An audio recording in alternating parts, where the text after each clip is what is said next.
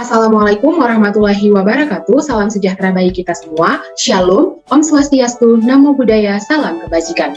Perkenalkan, kami dari kelas ABT 2C Pagi, khususnya dari kelompok 1. Dengan saya sendiri, Sania Christine Berubangun, dengan NIM 4122001077, dan rekan saya, Saya Grace Tabita Sabrina dengan NIM 41220001061. Saya Dea Ananda Saputri dengan NIM 412201066. Saya Dia Fadil Hitoma dengan NIM 41220001072. Saya Winda Kalodina Chandra dengan NIM 4122001083. Nama saya Fitra Ramadan Aziz dengan NIM 41220001091. kami merupakan mahasiswa dari Politeknik Negeri Batam, jurusan Manajemen Bisnis, Prodi Administrasi Bisnis Rapat. Pada kesempatan kali ini, kami akan mempresentasikan hasil diskusi kelompok kami untuk tugas akhir dari mata kuliah kesekretariatan. Materi yang akan kami bahas yaitu mengenai korespondensi bisnis dan surat niaga pada PT Galik Binamada, Surabaya. Di era globalisasi seperti sekarang ini, transaksi bisnis antara penjual dan pembeli dapat dilakukan dengan mudah tanpa terhalang jarak dan waktu. Transaksi bisnis dapat dilakukan dengan dua cara, yaitu secara lisan dan tulisan. Khusus pada pembahasan kali ini, kita akan membahas mengenai transaksi bisnis secara tulisan. Transaksi bisnis yang terjadi antara penjual dan pembeli disebut sebagai korespondensi bisnis, dan media tulis yang digunakan untuk melakukan transaksi disebut sebagai surat niaga. Apa itu korespondensi bisnis dan apa itu surat niaga? Mari kita bahas. Pertama, kita akan membahas mengenai dasar-dasar korespondensi. Yang pertama adalah pengertian komunikasi. Komunikasi merupakan proses penyampaian informasi dari satu pihak kepada pihak yang lain. Komunikasi memiliki 5 unsur, yaitu komunikator, message, sign, komunikan, and feedback. Komunikator adalah pihak yang memberikan pesan. Message adalah pesan, opini, fakta, ataupun informasi yang ingin disampaikan. Sedangkan sign adalah bahasa atau media yang digunakan dalam proses komunikasi. Lalu selanjutnya adalah komunikan. Komunikan merupakan pihak yang akan menerima pesan.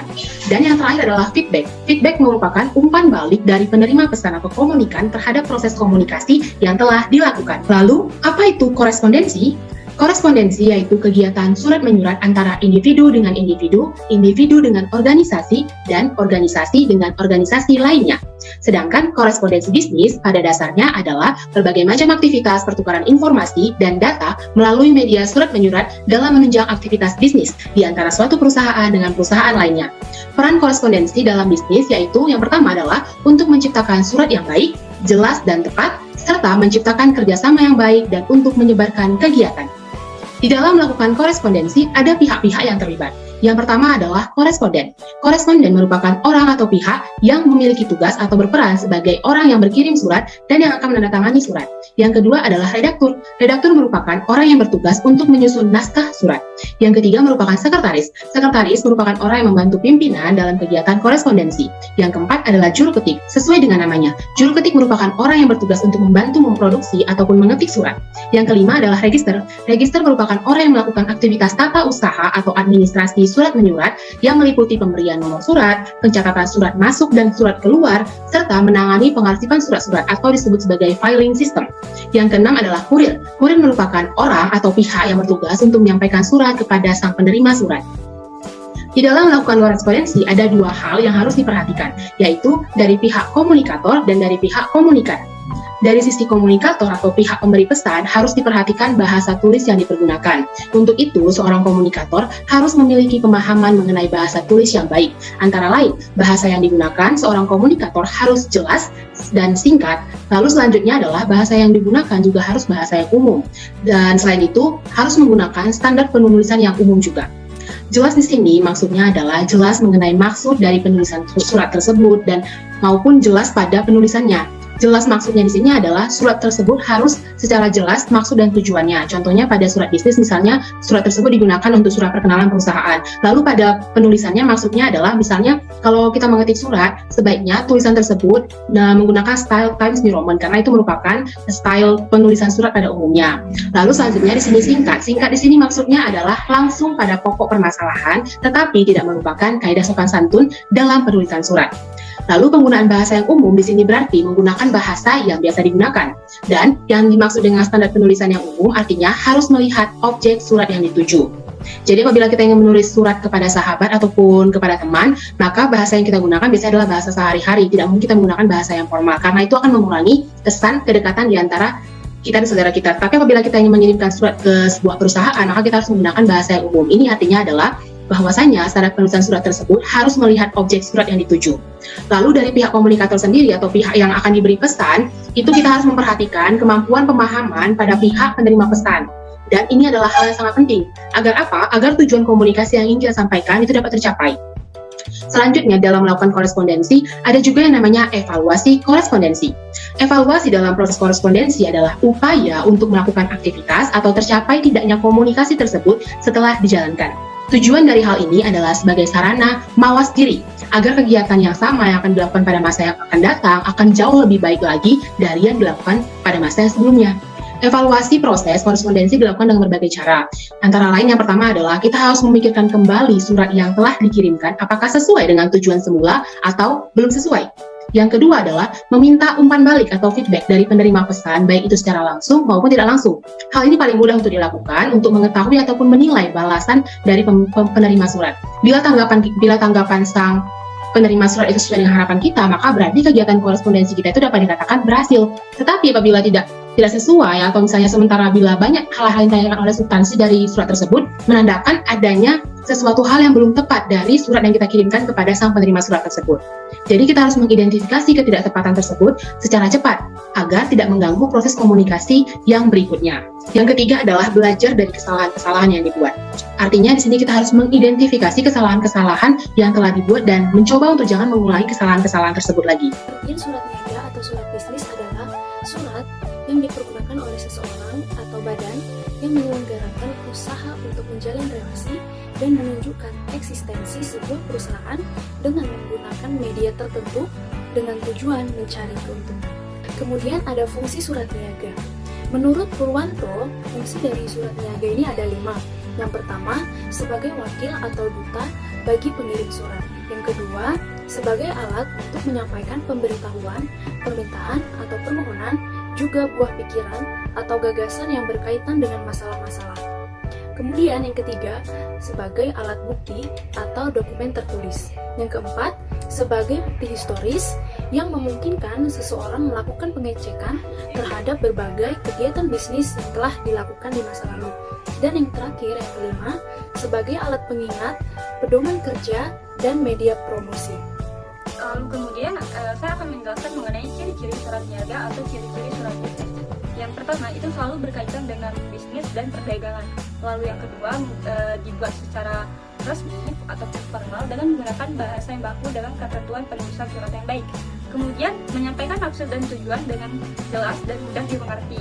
Lalu cenderung menggunakan bentuk formulir agar lebih efisien, hemat waktu, tenaga, dan biaya. Syarat-syarat surat bisnis yang baik oleh Bapak Thomas Wiyaso Brawijaya pada tahun 1995. Yang pertama, surat bisnis ini dapat menarik dan tersusun sesuai dengan peraturan. Kemudian menggunakan kalimat yang sederhana, lugas, dan mudah dipahami oleh pembacanya. Kemudian bahasa yang digunakan harus hormat, sopan, dan simpatik agar pembaca merasa dihormati. Kemudian menggunakan singkatan-singkatan yang umum dipakai dalam surat menyurat.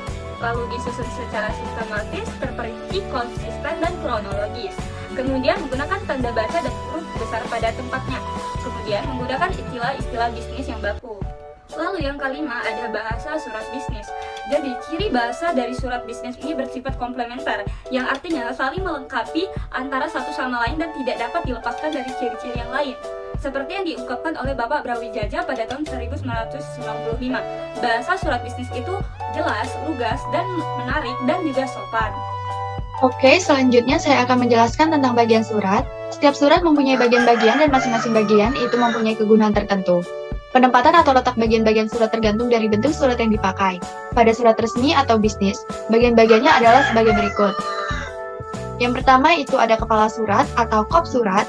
Kepala surat atau yang bisa juga disebut dengan kop surat merupakan bagian teratas dalam sebuah surat. Fungsi penyertaan kepala surat tersebut tidak terlepas dari pemberian informasi mengenai nama, alamat, kegiatan dari lembaga tersebut, serta juga bisa menjadi alat promosi.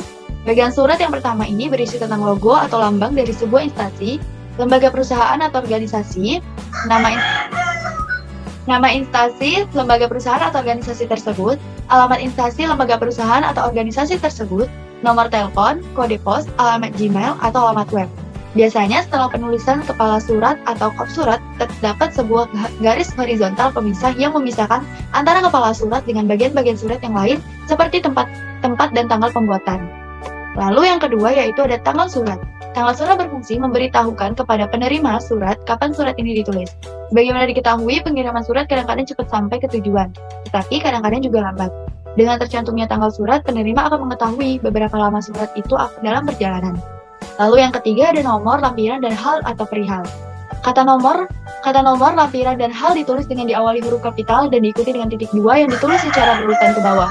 Penulisan kata lampiran hanya diperlakukan apabila ada berkas yang dilampirkan dalam surat tersebut. Terus yang keempat, nama dan alamat yang dituju. Tulislah nama dan alamat yang dituju serta kata sapaan dan gelar akademis maupun non-akademis secara benar ejaannya. Lalu yang kelima, salam pembuka dan paragraf pembuka. Salam pembuka merupakan sapaan penghormatan yang dilakukan oleh pengirim pesan kepada pihak lain sebelum penyampaiannya. Lalu yang keenam ada isi surat. Isi surat merupakan inti surat yang ingin disampaikan oleh pengirim kepada penerima surat. Secara garis besar, isi surat mencakup 3 hal penting yaitu paragraf pembuka, paragraf isi, dan paragraf penutup. Lalu yang ketujuh, salam penutup dan paragraf penutup. Surat yang baik memerlukan salam penutup sebagai suatu ungkapan sikap respek atau hormat, sopan atau etika berkirim surat. Lalu yang kedelapan, tanda tangan nama jelas dan jabatan. Surat dinas dan surat bisnis dianggap sah jika ditandatangani oleh pejabat yang berwenang, yaitu pimpinan suatu instansi, lembaga atau organisasi.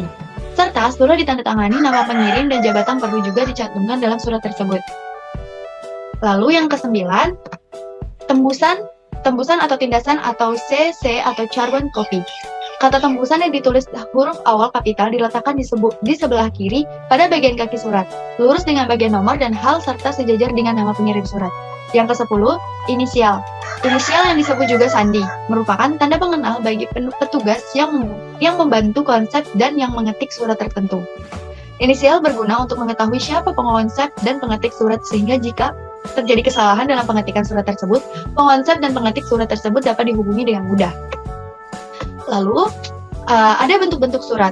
Bentuk-bentuk surat itu, adapun yang dimaksud dengan bentuk surat ialah tata letak atau posisi bagian-bagian surat. Masing-masing bagian itu mempunyai posisi tertentu sesuai dengan fungsi dan perannya, terutama sebagai petunjuk atau identifikasi untuk memproses surat tersebut. Ada berbagai bentuk-bentuk surat yang sering digunakan dalam penulisan atau pengetikan sehari-hari.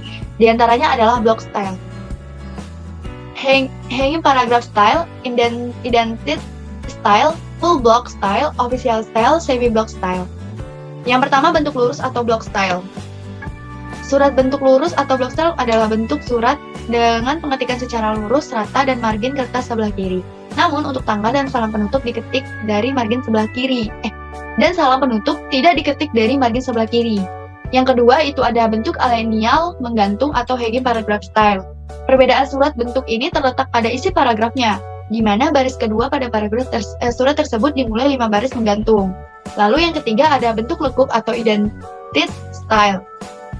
Bentuk surat ini dikenali pada alamat dalamnya yang berlekup, dan setiap awal paragraf selalu menjorok 5 baris ke dalam, sedangkan baris berikutnya tetap pada margin kiri. Lalu yang keempat itu bentuk lurus penuh atau full block style. Pada bentuk surat lurus penuh atau full block style, seluruh bagian surat kecuali kop surat pengetikannya dimulai dari margin sebelah kiri. Lalu yang kelima ada bentuk resmi atau official style. Bentuk resmi ini sering digunakan dalam institusi pemerintah pada pengetikannya. Alamat dalam berada pada sisi sebelah kanan. Kemudian paragraf isi surat menjorok sedikit ke dalam. Setelah awal paragraf menjorok 5 spasi ke dalam. Lalu yang terakhir itu yang keenam, bentuk setengah lurus atau semi block style. Yang membedakan bentuk semi block style dengan block style maupun full block style adalah pada awal paragraf yang menjorok 5 karakter ke dalam, kemudian tanda tangan berada di sebelah kanan surat. Dan selanjutnya kita masuk kepada jenis-jenis surat. Yang pertama ada surat perkenalan atau biasa disebut dengan introduction letter, yang dimana tujuan surat ini untuk menginformasikan agar pembaca tertarik dengan produk yang dihasilkan dan berlanjut dengan memesan produk tersebut. Oleh karena itu, hal-hal yang perlu diinformasikan dalam surat perkenalan, yang pertama, nama perusahaan dan bidang usaha yang dijalankan, yang kedua, gambaran produk yang dihasilkan, ciri-ciri, kelebihan, dan sebagainya. Yang kedua, ada surat permintaan penawaran, Surat permintaan penawaran ini merupakan tanggapan atas perkenalan atau pameran yang akan diselenggarakan. Oleh karena itu, informasi yang diharapkan untuk disampaikan melalui surat penawaran antara lain, yang pertama, nama barang, model, tipe, merek, syarat mendapatkan barang tersebut, syarat pembayarannya seperti apa, potongan harga, dan sifat penawaran. Yang kedua, bila memungkinkan, meminta dikirimkan contoh atau daftar harga, katalog, brosur, dan sebagainya. Yang ketiga, ada surat penawaran atau biasa disebut dengan covenant. Surat penawaran ini dibuat untuk atas dasar surat permintaan penawaran atau dikarenakan akan memasarkan suatu produk baru. Yang pertama, ada isi pokok surat penawaran, yang dimana isi pokok surat penawaran terdiri dari nama, jenis, kualitas barang, harga satuan, sifat penawaran, cara pembayaran, cara menyerahkan barang, besar potongan harga yang diberikan, besar uang muka yang harus dibayarkan, alat angkut barang, beserta jaminan untuk barang tersebut. Yang kedua, ada sifat penawaran, yang dimana sifat penawaran ini meliputi 3 jenis. Yang pertama, ada penawaran tetap, yang dimana penawaran tetap merupakan penawaran yang tidak berubah sifatnya, baik mengenai harga maupun syarat-syaratnya. Yang kedua, ada penawaran bebas, yang dimana penawaran bebas ini berisikan informasi yang sewaktu-waktu bisa berubah-ubah tanpa ada pemberitahuan. Yang ketiga, penawaran dengan jangka waktu, misalnya berlaku hanya untuk 3 bulan. Yang keempat, ada surat pesanan atau biasa disebut dengan surat beli. Biasanya surat pemesanan terjadi setelah adanya surat penawaran. Oleh karena itu, hal-hal yang harus dicantumkan dalam pesanan, yang pertama, kita harus menyebutkan nama barang dan jumlahnya berapa. Yang kedua, menyebutkan harga satuan dan jumlah harganya. Menyebutkan jumlah terbayar setelah potongan atau diskon. Yang selanjutnya, menyebutkan jumlah uang muka yang telah dikirimkan dan sarana pengirimannya. Yang terakhir, kesanggupan pelunasan sisanya dan kapan barang tersebut diterima. Yang kelima, ada surat pemberitahuan pengiriman barang. Surat ini perlu dilampirkan dengan kopi faktur, daftar harga, dan surat pengantar barang. Oleh karena itu, hal-hal yang harus dicantumkan dalam surat pemberitahuan pengiriman barang yang pertama, nama barang, merek, jumlah dan harga satuan, diskon yang disepakati, utak uang muka yang telah diterima, kode-kode dalam membungkus barang atau packing, mengingatkan akan pelunasan sisanya, pemberitahuan alat angkut yang akan dipakai. Yang keenam, ada surat pengantar barang atau biasa disingkat dengan SPB, yang dimana surat pengantar barang ini juga merupakan surat jalan. Surat ini memiliki fungsi yang pertama sebagai bukti penyerahan dan tanda terima barang. Yang kedua, untuk menjamin bila ada pemeriksaan dalam perjalanan. Yang ketujuh, ada surat klaim dan penyelesaiannya. Yang pertama, ada surat klaim yang dimana surat ini terjadi untuk dibuat karena ada masalah di dalam suatu transaksi bisnis. Oleh karena itu, beberapa hal yang menjadi penyebab terjadinya klaim tersebut. Yang pertama, mungkin saja terjadi karena keterlambatan pengiriman barang, barang pesanan tidak sesuai dengan contoh yang dikirimkan atau kualitasnya tidak bagus. Yang ketiga, barang-barang pesanan yang dipesan telah rusak atau cacat. Yang keempat, jumlah yang dipesan kurang atau tidak lengkap. Yang kelima, merek berbeda dengan yang dipesan. Hal-hal yang di atas dapat mengakibatkan timbulnya tuntutan atau klaim, misalnya seperti membatalkan pesanan, meminta ganti rugi, meminta potongan harga, barang diminta dibuka, atau minta tambahan barang sesuai dengan kekurangan barang tersebut. Yang kedua, ada syarat-syarat pengajuan klaim.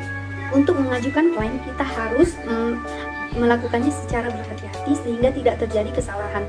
Oleh karena itu, harus diselidiki terlebih dahulu dan data-datanya juga harus mendukung dan dipersiapkan secara lengkap, tidak hanya bersifat emosional saja. 8.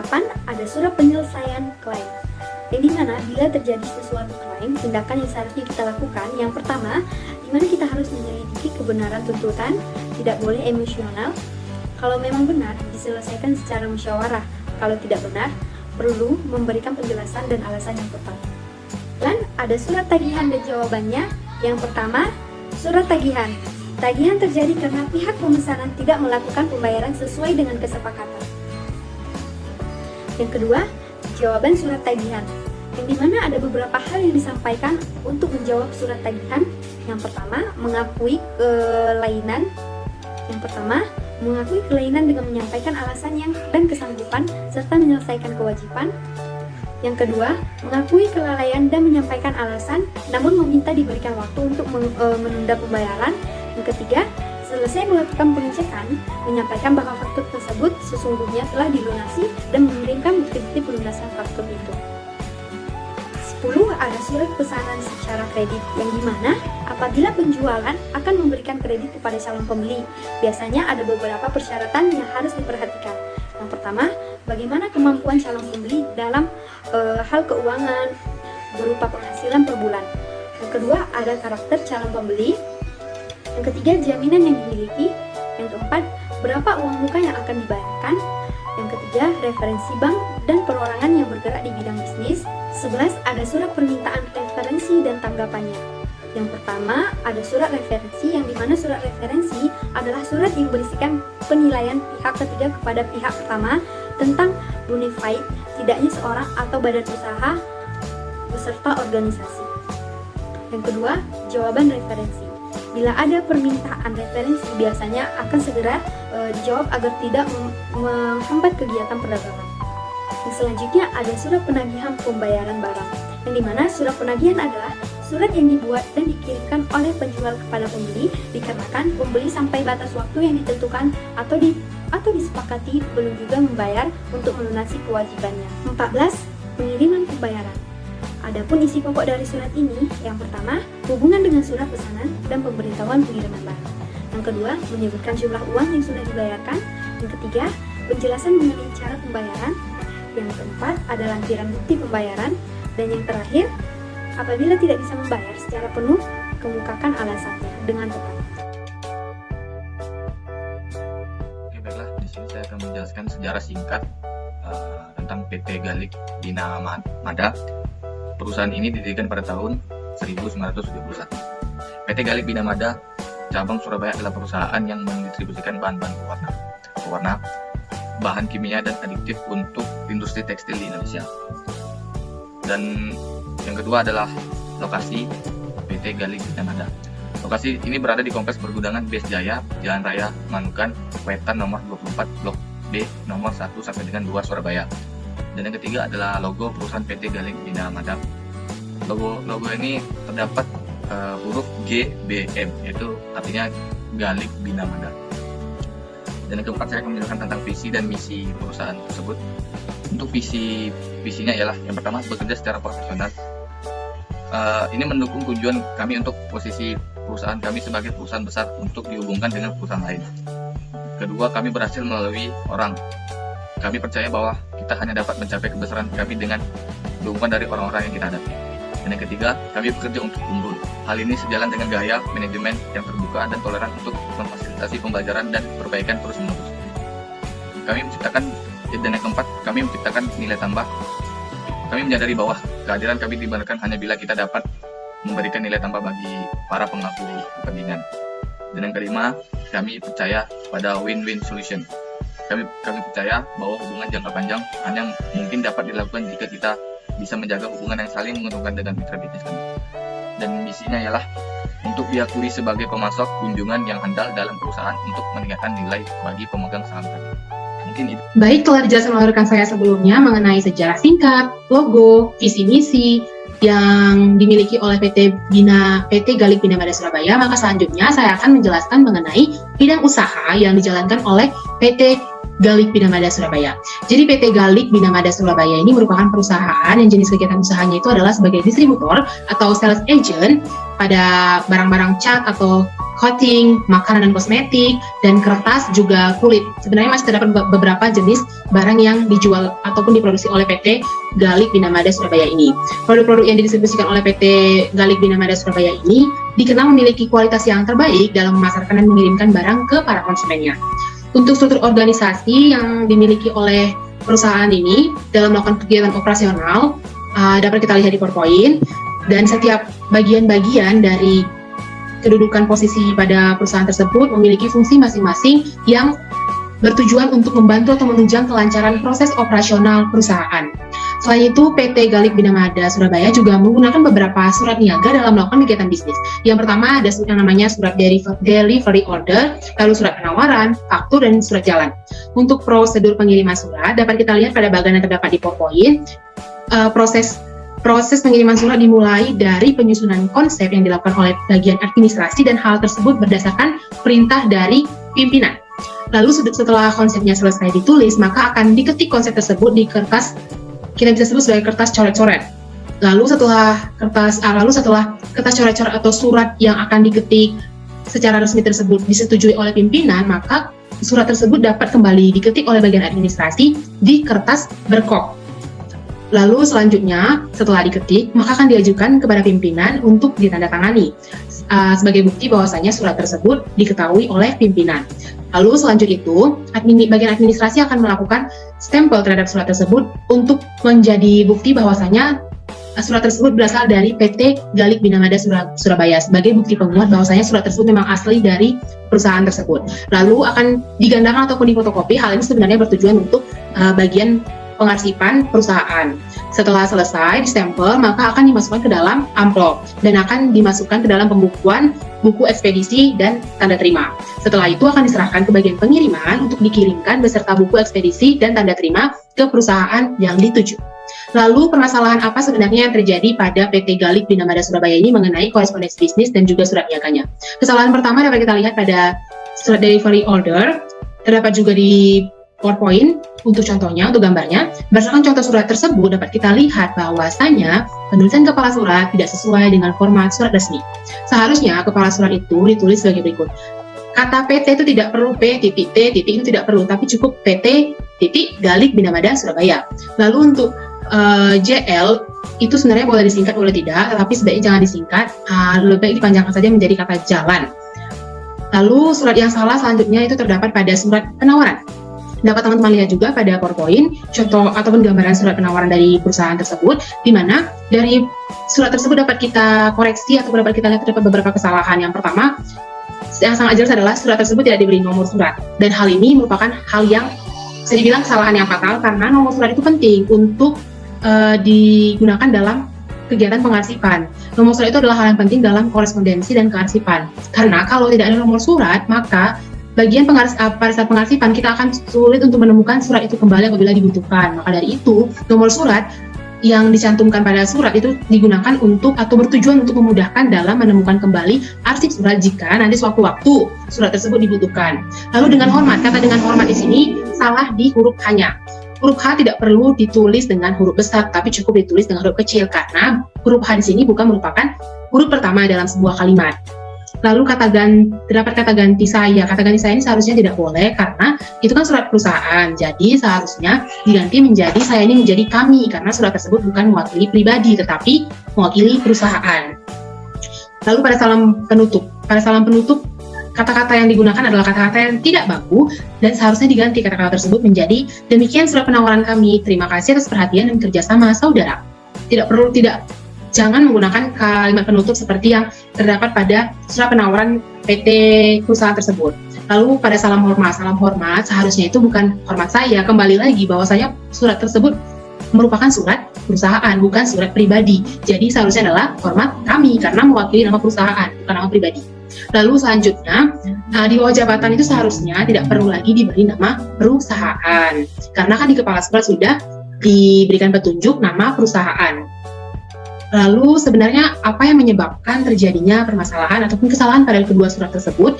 Yang pertama bisa kita lihat bahwasanya pengolahan korespondensi kurang mendapat perhatian yang baik dari pimpinan perusahaan. Bisa jadi pimpinan mungkin hanya memerintahkan bagian administrasi untuk membuat konsep surat lalu diberikan kepada pimpinan, tetapi pimpinan tidak mengoreksi lalu hanya langsung menyetujui dan setelah selesai diketik di surat yang berkop langsung ditandatangani tanpa dicek ulang, sehingga itu menyebabkan terjadinya kesalahan. Lalu selanjutnya adalah kebiasaan menunda pekerjaan yang dilakukan oleh bagian administrasi dari PT Galik Bina Mada Surabaya, sehingga karena terburu-buru mengakibatkan terdapat beberapa kesalahan. Lalu selanjutnya, hal yang paling utama faktor terjadinya kesalahan tersebut adalah tidak adanya pedoman mengenai korespondensi yang baik yang diberikan kepada bagian administrasi, sehingga hal tersebut membuat bagian administrasi sering melakukan kesalahan. Dari kesalahan-kesalahan tersebut pasti memunculkan beberapa akibat yang dirasakan oleh perusahaan. Yang pertama, pada saat menangani surat delivery, sering terjadi kesalahan sehingga hasilnya menjadi berantakan. Dan penulisan surat juga tidak sesuai dengan format surat resmi delivery order atau surat jalan. Lalu, yang kedua, pada saat pengarsipan karena tadi tidak ada nomor surat, menjadi membuat bagian administrasi mengalami kesulitan dalam melakukan pengarsipan. Lalu selanjutnya, walaupun terdapat beberapa kesalahan ataupun hal yang menyebabkan terganggunya kegiatan operasional perusahaan pada bagian surat menyurat atau korespondensi bisnis, tetapi sebenarnya permasalahan ini masih dapat diselesaikan. Yang pertama, dengan cara memperbaiki kesalahan korespondensi yang sering terjadi supaya kegiatan bisnis menjadi lancar dan pembaca surat tersebut juga tertarik untuk melakukan kegiatan bisnis dan melakukan kerjasama dengan PT Galik Binamada Surabaya. Selanjutnya yang kedua adalah harus memahami terlebih dahulu bagaimana sebenarnya penulisan korespondensi yang baik agar customer membaca surat itu dapat mengerti dengan jelas dan surat tidak menjadi berantakan. Lalu yang ketiga adalah untuk penulisan daftar rincian barang seharusnya lebih baik dibuat dalam bentuk kolom agar terlihat lebih rapi. Saran yang selanjutnya atau penyelesaian yang selanjutnya dapat dilakukan mungkin pada saat perekrutan karyawan. Sebaiknya pimpinan itu pada saat melakukan perekrutan karyawan, pada saat sudah direkrut, melakukan pelatihan kepada bagian administrasi dalam melakukan atau pelaksanaan tentang korespondensi dan surat menyurat. Dengan adanya pelatihan itu, maka korespondensi yang ada di perusahaan dapat berjalan dengan baik tanpa terjadi kesalahan. Lalu yang kedua, pada perekrutan pegawai juga jika diperlukan, perusahaan seharusnya merekrut para pegawai yang memang benar-benar ahli di bidang bagian administrasi, karena permasalahan di sini berhubungan dengan bagian surat menyurat yang berhubungan dengan bagian administrasi. Jadi kesimpulan dari awal sampai akhir pembahasan kita mengenai korespondensi dalam kegiatan bisnis yaitu adalah korespondensi dalam kegiatan bisnis merupakan komunikasi yang memiliki peran penting dalam keberlangsungan sebuah perusahaan atau badan usaha. Pada studi kasus ini kita akan membahas mengenai PT Galik Binamada Surabaya. Dalam melaksanakan kegiatan operasional bisnisnya masih terdapat beberapa kekurangan dan kelemahan dalam pelaksanaan kegiatan korespondensi, khususnya dalam bidang pembuatan surat menyurat yang cenderung berantakan dan tidak sesuai dengan prosedur dan syarat-syarat korespondensi yang baik dan benar. Dengan adanya kekurangan dan kelemahan tersebut, perusahaan harus mengalami atau menerima beberapa hambatan dan rintangan dalam melaksanakan aktivitas pekerjaan yang ada di perusahaan. Hambatan dan rintangan itu akan menjadi suatu masalah yang besar jika kesalahan yang terjadi pada bagian surat menyurat atau korespondensi bisnis tersebut tidak ditangani dengan segera dan tidak diberikan atau dicarikan solusi untuk memecahkan permasalahan tersebut. Jadi untuk memecahkan permasalahan korespondensi bisnis pada PT Galik Binamada Surabaya, perusahaan harus memperbaiki prosedur penulisan surat bisnis agar menjadi lebih baik lagi dan sesuai dengan teori-teori yang ada. Sekian pembahasan dari kelompok kami. Apabila ada salah kata, salah perbuatan yang kami lakukan dalam video ini, kami mohon maaf. Terima kasih.